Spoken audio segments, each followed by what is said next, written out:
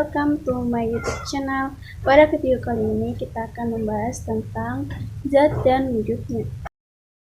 Pada bidang ilmu pengetahuan alam, zat atau materi adalah sesuatu yang memiliki massa dan menempati ruang.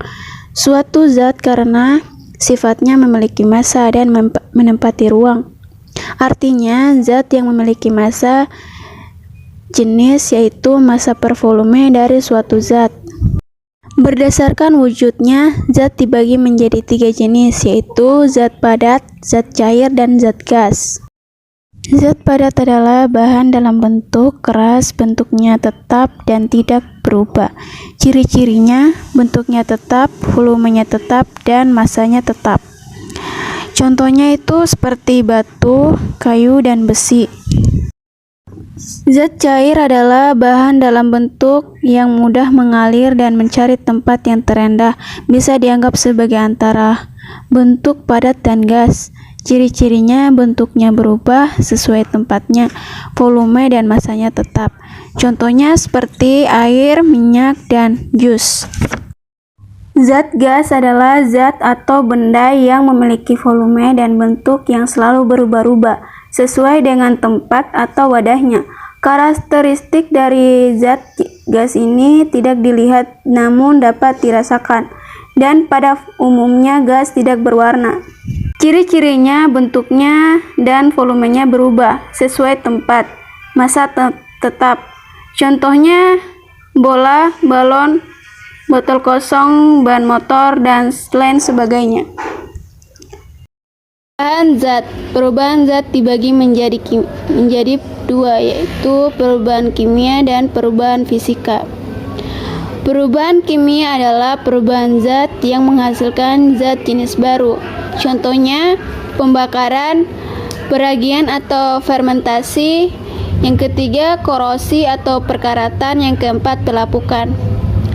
Ciri-ciri perubahan kimia: yang pertama, terjadi perubahan warna, kedua, terjadi perubahan suhu, ketiga, terjadi peendapan, yang keempat, terjadi pembentukan gas.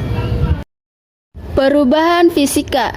Perubahan fisika adalah perubahan yang tidak menghasilkan zat jenis baru. Ciri-cirinya perubahan fisika yaitu: 1. Tidak menghasilkan zat baru, kedua, dapat kembali ke wujud asal, ketiga, perubahan wujud, yang keempat, kelarutan. Perubahan fase wujud zat: gas ke cair, cair ke padat, dan padat ke cair. Mencair atau melebur, seperti perubahan wujud zat padat menjadi zat cair. Contohnya seperti di bawah. Membeku, perubahan wujud dari zat cair menjadi zat padat. Mengembun, perubahan wujud zat embun, perubahan wujud gas menjadi cair.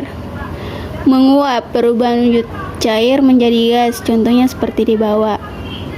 Menyublin, perubahan wujud zat padat menjadi gas. Mengkristal, perubahan wujud gas menjadi padat.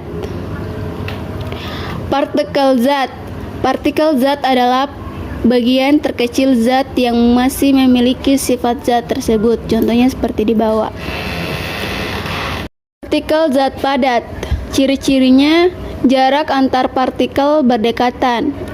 Kedua, letaknya teratur. Ketiga, gaya tarik antar partikel sangat kuat. Yang keempat, partikel bergerak di tempat. Partikel zat cair. Ciri-cirinya: letak partikel agak jauh, letaknya tidak teratur, gaya tarik lebih lama, dan zat padat. Getaran, bergeser dari tempatnya atau mengalir.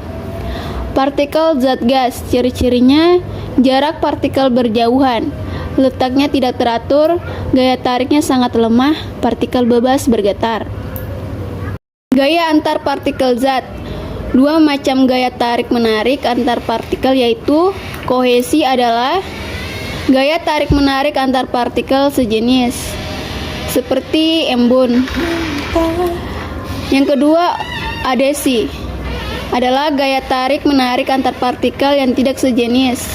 Contohnya seperti pulpen pada buku atau cat pada dinding.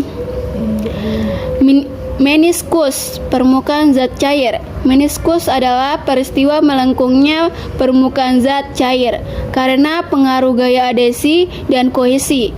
Meniskus terbagi menjadi dua macam. Yang pertama, meniskus cengkung. Kedua, meniskus cembung.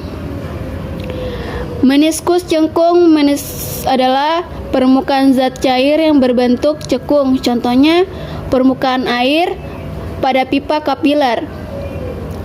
Gaya kohesi atau gaya adhesi akibatnya zat padat membasahi dinding wadahnya, permukaannya cekung atau meniskus cekung. Tetesan tidak membentuk bangun seperti bola. Meniskus cembung adalah perubahan zat cair yang berbentuk cembung. Contohnya permukaan air raksa pada pipa kapiler. Gaya kohesi akibatnya zat tidak dapat membasahi dinding atau wadahnya, permukaan cembung atau meniskus cembung. Tetesan membentuk bangunan seperti bola. Kapilaritas azas bejana berhubungan, yaitu sama tingginya permukaan zat cair jika bejana diisi dengan zat cair sejenis. Pipa kapiler adalah pipa yang garis tengahnya cukup kecil. Kapilaritas adalah peristiwa naik atau turunnya zat cair dalam pipa kapiler. Gejala kapilaritas dalam kehidupan sehari-hari: yang pertama, naiknya minyak tanah melalui sumbu kompor. Yang kedua, naiknya air tanah dari akar sampai ke daun melalui pembuluh tapis. Yang ketiga, meresapnya air atau minyak pada kain. Tegangan permukaan adalah kecenderungan permukaan zat cair untuk menegang, sehingga permukaannya seperti ditutupi oleh suatu selaput elastis. Contohnya seperti di bawah. Massa jenis zat. Massa jenis zat adalah perbandingan antara massa benda dengan volume benda tersebut. Secara matematis dapat ditulis sebagai berikut.